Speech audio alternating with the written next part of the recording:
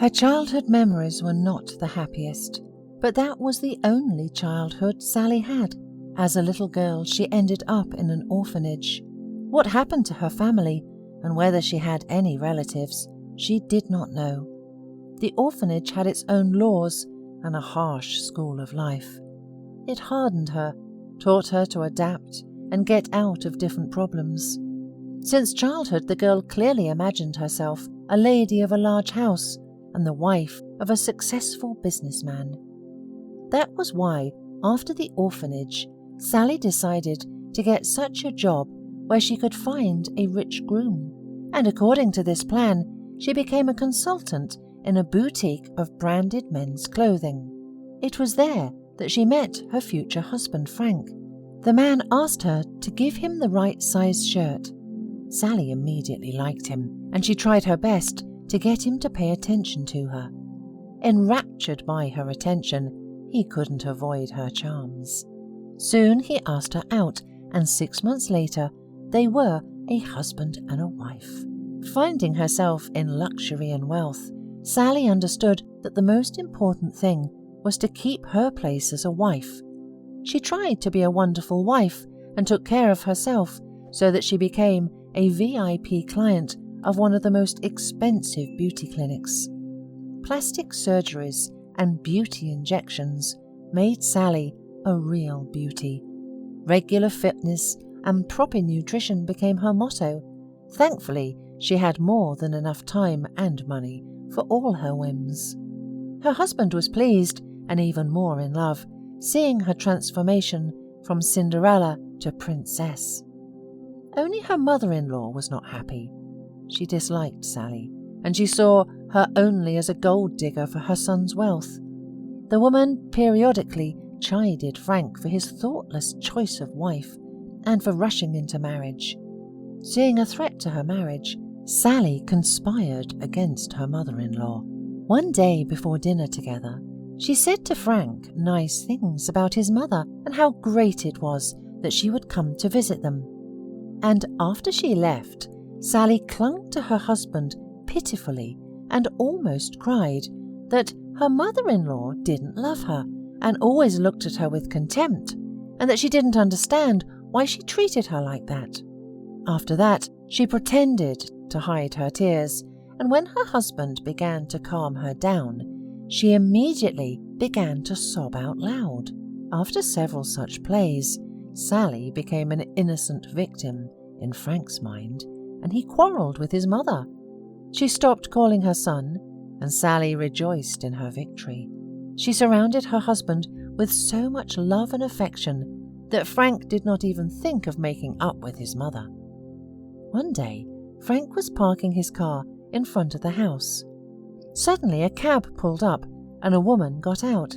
She walked up to Frank and started to say something to him. Sally saw them through the window and even became jealous.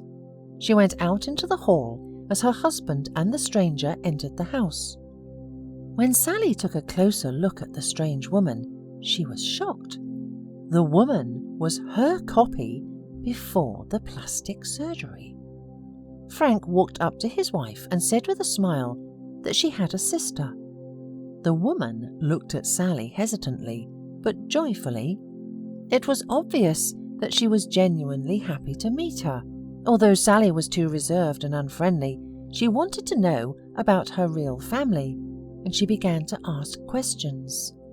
Her sister's name was Grace, and their parents died in a car accident when they were about a year old. Their aunt was seriously ill, but was still able to take in one of the girls. Unfortunately, 6 years later, she died. But Grace, again miraculously, avoided the orphanage. Her aunt's husband was alive and took custody of her. One day, on the anniversary of his wife's death, he drank heavily and told Grace about her sister. That night, she decided definitely to find Sally. It was only 24 hours later that she was able to do so. Sally did not know what to do with this news. She was used to being alone, and the sister did not fit into her plans in any way, but she could not kick her out either. Moreover, Frank was so happy that his wife found a sister that he immediately offered Grace to stay with them, so the sisters could get to know each other. So they did. Grace had a good education, and she was working in a prestigious company as an analyst. She also developed a good relationship with Sally's mother-in-law. The Graces' kindness and sincerity were not ostentatious. The house became cozier and more cheerful, and even the mother-in-law visited them more often. She tried not to communicate with Sally, but she chatted a lot with Grace. The unpleasant thing was that Frank's mother turned out to be quite a nice person, and she and Grace were clearly on the same wavelength. Even Frank took part in their conversations. In addition, the three of them went to the movies several times and for a walk in the park, while Sally was at her spa treatments. Jealousy and envy began their destructive work in Sally's soul, and she began to think how to get rid of her sister. The last straw was Grace's simple-hearted statement that Frank's mother became like a real mother to them. Sally decided to plant her mother-in-law's jewellery in her sister's room and thus get rid of her. But there were video cameras in the house which Sally had completely forgotten about. When the truth came out, Grace left the house with disappointment. Frank glanced at Sally with a full look of contempt and packed his things. He moved in with his mother for an unspecified amount of time. Sally left alone in a beautiful house with rich furnishings, with jewellery and a car, but without a husband or loving people around. Cursing her sister for ruining her life, Sally never realised that family was her greatest treasure.